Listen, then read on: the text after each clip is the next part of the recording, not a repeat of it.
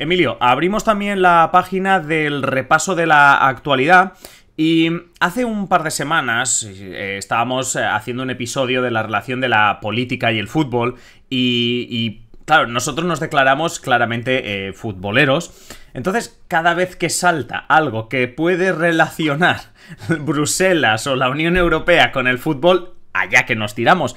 Y es que resulta que puede llegar al Tribunal de Justicia de la Unión Europea, pasando por la Comisión, una cuestión futbolística, una denuncia contra la FIFA.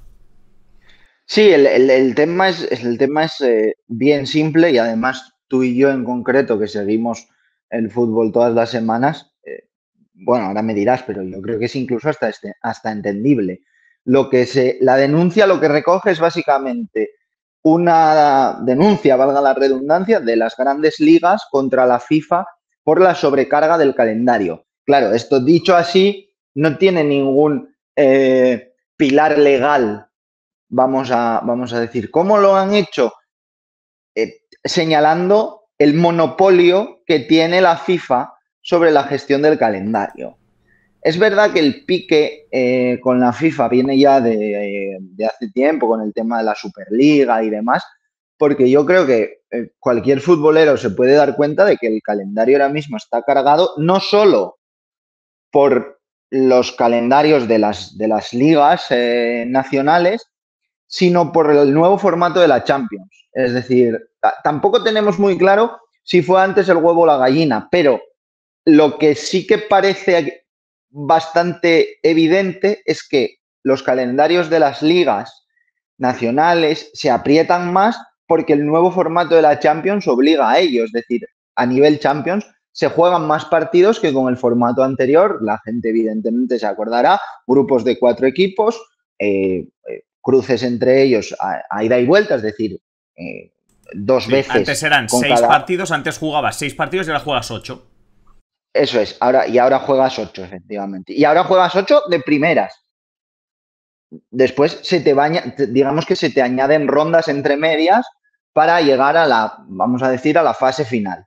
Claro, la gente puede pensar, bueno, son 2 partidos más, ya, son 2 partidos más, pero el tema no es tanto el volumen de partidos que también, sino cómo eso se condensa incluyendo las fechas FIFA, que son los partidos de selecciones. ¿Por qué? Porque se incluye la Nations League y vamos a un verano, el de 2025, con el invento este del mundialito de clubes que se han sacado de la manga y que va a ocupar un mes entero. Es decir, de hecho ya empieza a haber dudas porque hay Europeo Sub-21 y de hecho ya hay equipos con jugadores. Venía ahora mismo, antes de hablar contigo, de leer el caso de Pablo Barrios con el Atlético de Madrid, que no sabe muy bien si va a jugar porque su equipo juega el Mundialito de Clubes, si va a jugar el Mundialito de Clubes en verano o se va a liberar para ir al Europeo Sub-21. Todo esto incluso viniendo de un verano con Eurocopa y Juegos Olímpicos. Conclusión, que no hay semana sin fútbol. Y eso es un poco lo que denuncian las ligas. Pero lo mejor de todo, claro, yo me encantó esta noticia porque es que lo tiene todo. Y es que tiene una denuncia, esto está pasando o va a pasar por el Tribunal de Justicia, pero tú lo decías, es decir, ¿esto qué tiene que ver? Y tiene que ver por lo del monopolio. ¿Quién controla monopolios? Hablamos de Claro, monopolio, hablamos de la comisaría de competencia, pero es que lo mejor, Emilio, si acaba pasando el examen, ¿quién va a tener que dirimir eso sobre es. eso? El titular aquí es que va a ser Teresa Rivera la que decida cuántas veces vamos a ir al fútbol a lo largo de, a lo largo Y, de los próximos. Y no es bonito eso que a partir de ahora el comentario cuñado será que una socialista va a decidir cuántas veces voy al fútbol, pero es Efectivamente.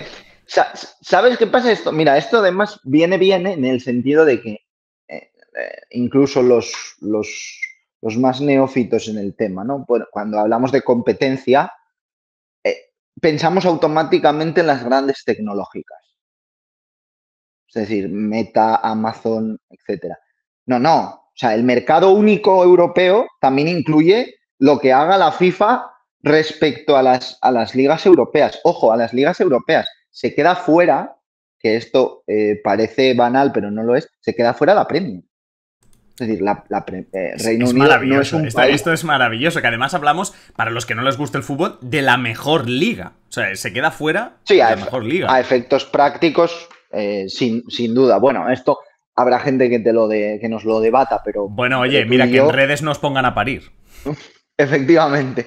Claro, entonces al final tú piensas, bueno, es que sale, no recuerdo quién fue el último que se quejó del calendario, pero bueno, venimos de, por ejemplo, las lesiones de graves tanto de Dani Carvajal como de Rodri, ¿no? Que son los dos capitanes de la selección española. Cuando se lesionaron, la mayor parte de la gente, de lo que es la burbuja futbolística, dijo, bueno, es que esto es una consecuencia, vamos a decir, más directa o indirecta, como lo se quiera ver, de la carga del calendario.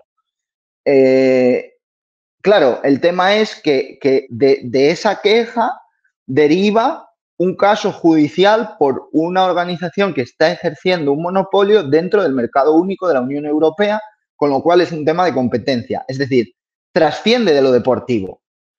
Yo no puedo hacer apuestas sobre cómo se va a resolver. No lo sé. Pero es verdad que ya el hecho de que se acabe llevando a la justicia europea, hombre, no va a la justicia europea cualquier tontería. Sí, sí. Ya se habló de la Superliga. Recuerdo que con aquella Superliga también se hablaba de llegar a la justicia europea. Así que veremos cómo acaba, pero sobre todo, a ver, es que no, lo siento, pero dos futboleros no podríamos dejar de desaprovechar la oportunidad de tener a Teresa Rivera, el fútbol, competencia, la Comisión Europea, todo junto. Puede ser Teresa Rivera la que acabe con la FIFA tal como la Yo, conocemos. yo, si estuviese en el hearing que vas, bueno, que va a enfrentar Teresa Rivera, la primera pregunta que le haría es si le gusta el fútbol. No sé, yo ya la primera, Bueno, porque puede ser el primer caso mediático gordo que tenga sobre la mesa. esto no lo teníamos previsto, pero me hila bien. Así como fun fact para la gente, Teresa Rivera es la segunda comisaria con más preguntas en el hearing. Va a tener que responder un total de 16 preguntas escritas. O sea, y ya te adelanto que no hay ninguna sobre la Superliga, ¿eh?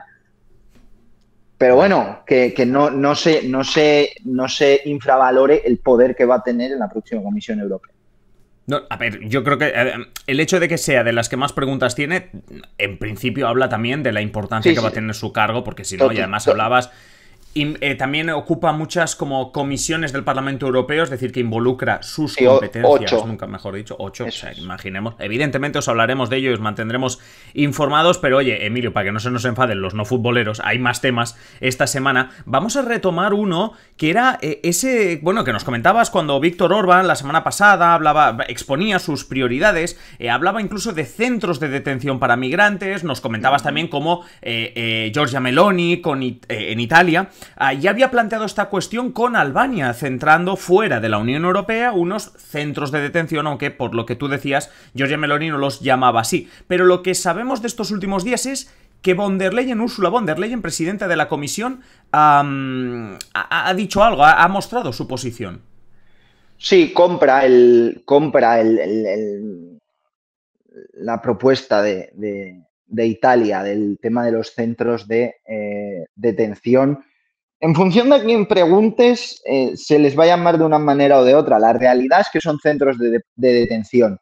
¿Por qué? Porque albergan a inmigrantes que quieren llegar a la Unión Europea, a Italia de momento, porque es el único país que los maneja, los alberga mientras se resuelven sus solicitudes de asilo.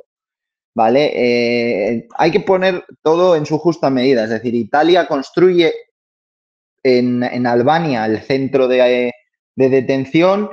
Ojo, lo construye Italia, es decir, la que pone el dinero para construir el centro es Italia, no es que Albania lo financie, solo faltaría.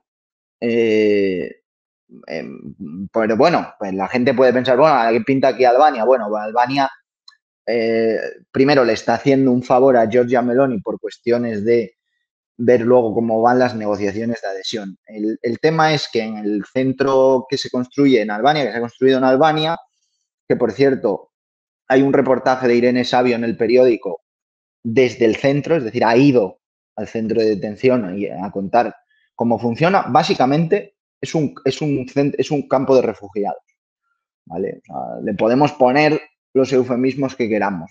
La cuestión es que está preparado para albergar a 3.000 migrantes, pero en el primer barco, que ya por cierto ya ha llegado a Albania, van 1.600. ¿Esto qué quiere decir? Que en 3 viajes, si aplicamos este cálculo, en 3 viajes está lleno. O sea, que la gente no crea que Italia va a meter en Albania a todos los que lleguen, porque eso no es operativamente imposible. Claro, ¿qué dice von der Leyen? Von der Leyen dice que esta opción es buena. Entonces, lo ha llevado esta semana al Consejo Europeo, se lo ha llevado a los líderes. Hay líderes que están a favor porque consideran que hay que acelerar las expulsiones. Es decir, básicamente que no en referencia a las devoluciones en caliente, que como mucha gente sabe son ilegales, es decir, van en contra de los derechos humanos, sino que los expedientes de solicitud de asilo se resuelvan con mayor rapidez, que eso es una parte del Pacto Migratorio Europeo, ¿vale? Está previsto que entre en 2026 en vigor, pero ya hay movimientos para que empiece a funcionar desde bastante antes. De hecho, es una de las peticiones que ha hecho España. Claro, von der Leyen lo que dice es, esta vía es una solución que es factible por el simple hecho de que la carga migratoria, me suena fatal esta expresión, pero es así, la carga migratoria no la soporten los países de la Unión Europea mientras se resuelven las solicitudes de asilo. Y la gente pensará, bueno, esto es factible. Esto en la teoría suena muy, muy bien. Es decir, acuerdos con terceros países, ya no tanto para que impidan la salida hacia la Unión Europea, sino para que, bueno, hagan un poco de niñera. Entonces, Albania está haciendo de niñera de Italia, pero claro, si vamos al detalle, una hipótesis puede ser que España, por cierto, está en contra de estos centros. Lo dejó claro el ministro de Interior, Fernando Grande Marlaska, y Pedro Sánchez no se ha posicionado a favor en ningún momento. Claro, ¿dónde construye España ese centro de detención? ¿En Marruecos? Eso abriría un melón completamente, bueno, inabarcable. O sea, la de debates que podría haber y la de choques políticos que podría haber en España, si esto se llega a plantear, ya lo sabemos.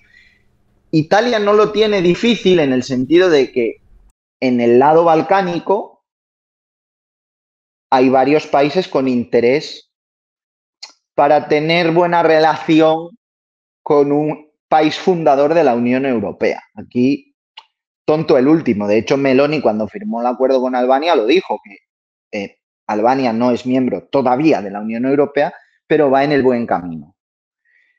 ¿Qué me imagino yo que podría pasar? Que estos centros se repliquen, pero en países vecinos de Albania, es decir, Macedonia del Norte, Serbia es más complicado, pero bueno, que utilicemos los Balcanes occidentales como cuidadores de nuestros flujos migratorios. De nuevo, otro problema que habrá que ver si se llega a ese escenario, cómo se resuelve. De momento, von der Leyen compra la solución que ha dado Meloni para la crisis migratoria, pero que nadie piense que esto es algo perenne. Es decir, en el centro caben las personas que caben. Es que justo estoy diciendo eso, si hacéis matemáticas y en 3 viajes el de Albania está lleno, si cogemos todos los que llegan a la Unión Europea, o empiezan aquello a hacer barracones rápidos, claro, o sea, no caben. Cuando la Comisión Europea hablaba de acuerdos con terceros países, la referencia es el acuerdo que se hizo en 2015 con Turquía, que para mucha gente es el mayor error que cometió la Unión Europea en política migratoria, porque básicamente, para que la gente se acuerde, lo que se hizo fue pagar a Turquía por cada migrante que no dejaban cruzar hacia la Unión Europea. Es decir, esto que se hace con Albania es más o menos lo mismo, lo que pasa que en lugar de pagar por persona, les pagas la construcción del campo de detención. Suena como algo, de hecho, von der Leyen lo llama soluciones imaginativas, que es un eufemismo también bastante dudoso. Pero claro, o sea, esto al final no deja de ser pan para hoy y hambre para mañana, porque estos movimientos no te aseguran que la gente no vaya a seguir intentando llegar. Y volvemos al eterno debate. ¿Qué países van a tener que gestionar estas vías? Los fronterizos. Es decir, es principalmente Italia, España y Grecia. Sí, sí. Es que al final lo que tú dices, pan para hoy, hambre para mañana, y veremos exactamente si acaba saliendo. Porque, por ejemplo, ya lo decías tú, un país, no sé si decir un peso pesado, pero un país fuerte como España dentro de la Unión Europea ya dice que no. Evidentemente tenemos gobiernos más allá del de Meloni que están a favor, así que lo iremos siguiendo y también lo comentaremos. Pero por terminar, hablemos de algo que parecía, o por lo menos, no sé, incluso hablándolo contigo o siguiendo las noticias, lo teníamos medio aparcado, que es las sanciones de la Unión Europea contra países, ¿no? Hablábamos mucho de las 12, 15 rondas que deben llevar de sanciones hacia Rusia, ¿no? Desde el inicio del conflicto en Ucrania. Ya he tenido rondas 15, de sanciones 15. Hoy lo he clavado. Si es que lo he clavado. Qué bueno soy. Pero en esta ocasión hablemos de otro país, porque, bueno, si la semana pasada dedicábamos el episodio a hablar de la situación en Oriente Próximo, del año del conflicto en Gaza, sabemos que se han iniciado sanciones contra Irán por su relación con Rusia, por la situación en Oriente Medio. No sé si es que han hecho un combo de todo, pero vamos, que Irán tiene también su propia ronda de sanciones ya. Sí, han aprovechado un poco que el Pisuerga pasa por Teherán y han dicho, pues ya que estamos, primera vez que se sanciona a Irán, no primera vez que se sanciona a Irán en general, sino que se le sanciona por venderle misiles balísticos a Rusia para que los utilice en Ucrania. Esa es la noticia.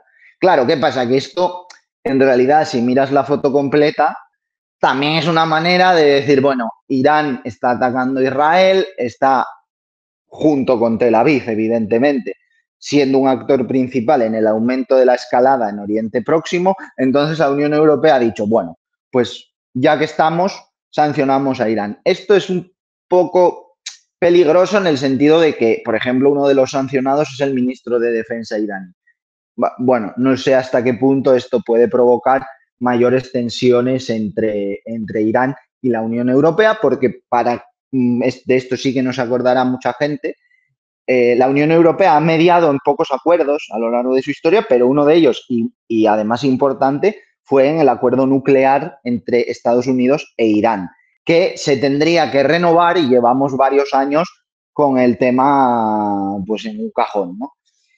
Pero es verdad que es importante ver cómo reacciona la Unión Europea respecto a Irán, porque a los hechos nos remitimos, es un actor con influencia bidireccional, es decir, tiene una influencia, evidentemente, obviamente, en la guerra en Oriente Próximo, en Oriente Medio, pero también ha acabado siendo un aliado de Rusia en la invasión de Ucrania.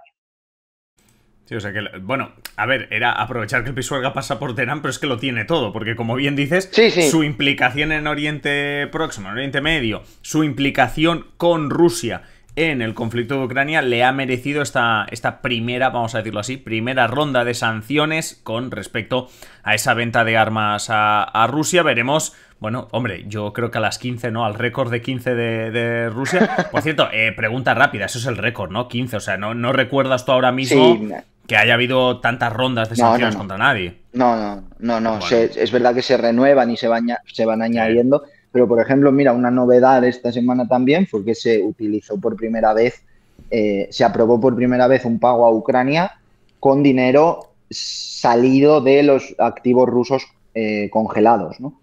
Que eso también es importante, que parece que tenemos ya el foco casi todo el tiempo en Oriente Medio, pero se siguen tomando decisiones, con razón, pero se siguen tomando decisiones respecto a Ucrania.